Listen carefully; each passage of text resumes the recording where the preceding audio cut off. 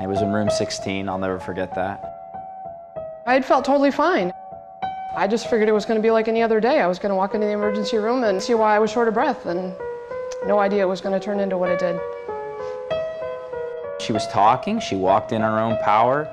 She didn't appear ill at the time. But I remember that she had told me one specific thing.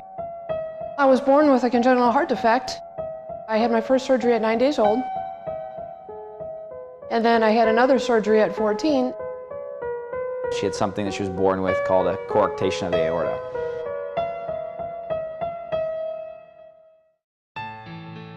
And so I thought, you know, she's coughing, she looked like she's breathing a little bit faster than I would think. And so we're gonna go ahead and get a CAT scan.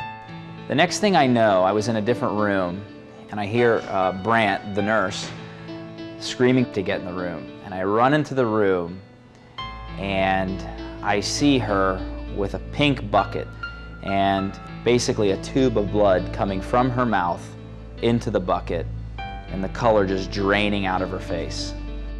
I had a really, really bad pain, kind of a tearing pain in my chest, and I just knew it was going to be really bad. She probably lost much more than half her blood volume in her body within minutes. I knew that something between her aorta had broke because there's nothing else that could produce that much blood flow in that short period of time. And when your aorta breaks, the chance of you surviving approaches zero. And I immediately told the clerk to call Gary Allen, who is our cardiothoracic surgeon. And I walked back in the room and realized we still had no IV access. We rushed to place what's called an intraosseous device, or an IV basically into the bone, in order to start giving medications, blood products, whatever else we needed. One of my wishes was to have my boyfriend called. She kept saying, "Can you call my fiance? Can you call my fiance? He's a nurse on the ICU." I remember her saying that over and over. And the nurses kept saying, "No, no, no." And then I said, "No. You need to call him," because I thought this is the last wish. I was sound asleep because I work nights, so it took multiple phone calls. Dr. Allen's PA calls me and tells me to just park the car in the ambulance bay and leave the keys in it. I'm like, well, she's dead. There's no possibility that they're going to have me park in the ambulance bay if she's still alive. It's just, she's dead. She was staring death in the face, and the reality was she stayed incredibly calm. And I immediately told the nurses, no IV fluids. I want her blood pressure as low as possible, because the only hope for her to survive from here to the operating room is if her blood pressure stays so low that the pressure on whatever broke open closes itself. And within about 2 to 3 minutes after we got IV established, we got emergency blood products, she stopped bleeding.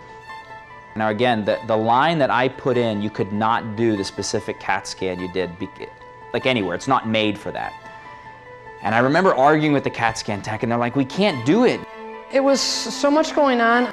I just know when I was in CT, I could hear Dr. Putigna yelling because I couldn't get an IV in me. I remember looking at one of our nurses, Christine, and I said, you have 30 seconds to put an IV in her. And lo and behold, Christine gets an IV in a person who has almost no blood, who they couldn't get an IV in to begin with, and she gets it within 30 seconds. And so we do the CAT scan, and I see this massive aneurysm that had essentially ruptured into one of her breathing tubes on the left side. And the amazing part, even to this day, not that she stopped bleeding, but that she did not drown. Most people would drown with 1/10 of that volume.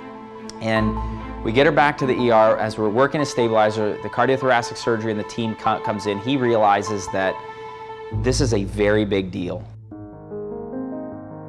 She was dead. There was no possibility she should have survived. I'm a CVICU nurse, so I understand what's going on there, and the fact that she's still alive is purely a miracle. There's no question about it. Everything just fell exactly into the right spot at the right time. The hospital had what they needed, got everything done the way they were supposed to. The best care that she could possibly ever ask for. The hospital relies on the foundation and the community support in order to do the very thing that we did for Jeanie.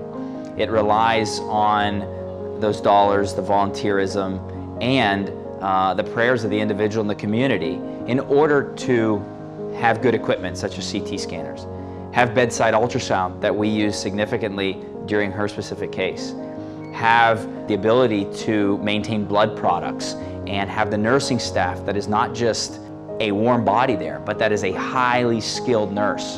The ability to have board certified emergency physicians all the time. Those are things that can't be taken for granted.